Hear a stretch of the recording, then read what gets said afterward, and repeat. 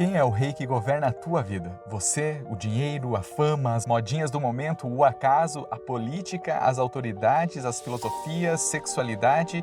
Quem é o teu rei? Em meio à disputa de quem assumirá o trono do teu coração, é bom sabermos que quem assume esse posto traz consequências reais ao dia a dia, aprisionando ou libertando, destruindo ou construindo. Então, essa não deveria ser uma reflexão despreocupada. Se você ler o Salmo 118, verá ali consequências como tribulação, temor e angústia, ódio, cerco e aprisionamento, violência e castigo. Nossa, as consequências são muito sérias. É bom saber, pois reis como a idolatria, deuses falsos, as minhas próprias vontades, o dinheiro e posses, o ego, a vaidade, as ondas de pensamentos e outros, querem também tomar o trono da nossa vida. As consequências foram muito ruins, mas esse salmo não é de lamentação. Pelo contrário, ele começa e termina com um chamado a darmos graças. Deem graças ao Senhor porque Ele é bom, porque a sua misericórdia dura para sempre. O Salmo 118 é um cântico de salvação, pois o verdadeiro rei vem para assumir o trono e ele é bom. Palavra que nos remete ao Gênesis, por exemplo, quando Deus admirava as obras de suas mãos, dizendo: tudo é muito bom, refletindo o estado de perfeição de todas as coisas. E foi justamente quando Adão e Eva quiseram ser o seu próprio rei e deram ouvidos à voz da falsa rainha serpente, que tudo o que é bom se estragou. Por isso, reflita sobre quem está assumindo o trono da sua vida. Ainda bem que o Senhor é bom e cheio de misericórdia.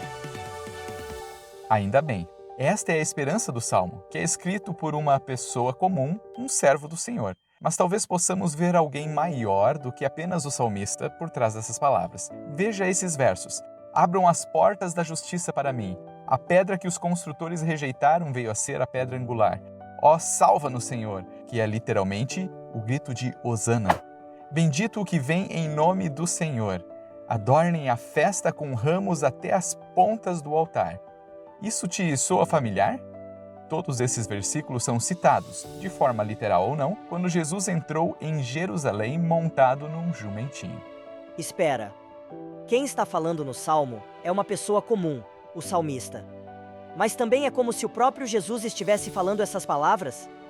Isso quer dizer que Jesus, o grande rei, se fez servo e sofreu por causa dos reis que o coração humano colocou no poder?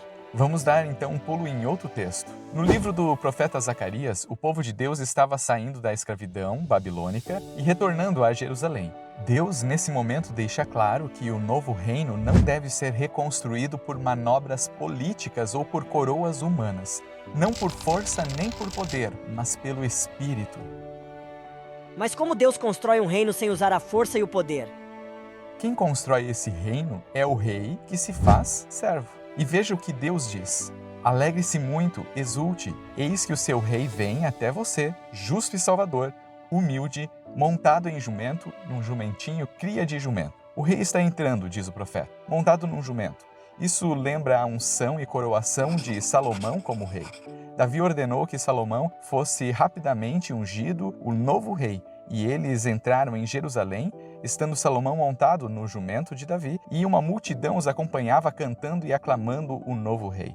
Porém, nem Salomão, nem qualquer outro rei de Israel cumpriu essa promessa.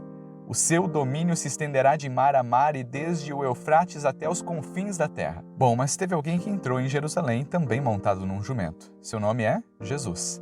Ele também foi ungido, mas dessa vez a aclamação de rei seria diferente.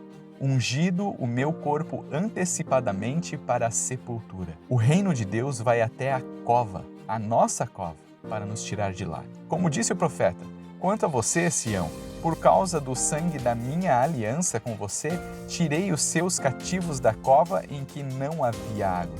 Para gentilmente assumir o trono, não por força ou poder, mas pelo Espírito Santo, o Rei Jesus verteu seu sangue e morreu. Por seu sangue, o Espírito Santo tem gentilmente agido ao longo dos séculos, não por força, não obrigando ou ameaçando, mas mostrando a grande misericórdia de Deus, fazendo com que o seu reino se estenda até os confins da terra, até a você e a mim. Muitos reis querem assumir o trono do teu coração, mas só um rei, Mesmo existindo na forma de Deus, não considerou o ser igual a Deus algo que deveria ser retido a qualquer custo. Pelo contrário, ele se esvaziou, assumindo a forma de servo, tornando-se semelhante aos seres humanos e reconhecido em figura humana. Ele se humilhou, tornando-se obediente até a morte e morte de cruz. A morte não venceu o teu rei. Ele ressuscitou e foi exaltado, para que ao nome de Jesus se dobre todo o joelho. Joelhos que se dobram à palavra do Rei. Tenham entre vocês o mesmo modo de pensar de Cristo Jesus. Esse Rei te convida. Voltem para a fortaleza, ó prisioneiros da esperança. Uau! Para essa fortaleza eu quero voltar. Quero voltar para Jesus, o meu Rei, o meu castelo forte, a minha esperança, pois o seu sangue conquistou meu coração, não pela força, mas pela misericórdia. Viu? Está tudo conectado. Tudo conectado em Jesus, nosso Rei. Abraço, pessoal. Até a próxima.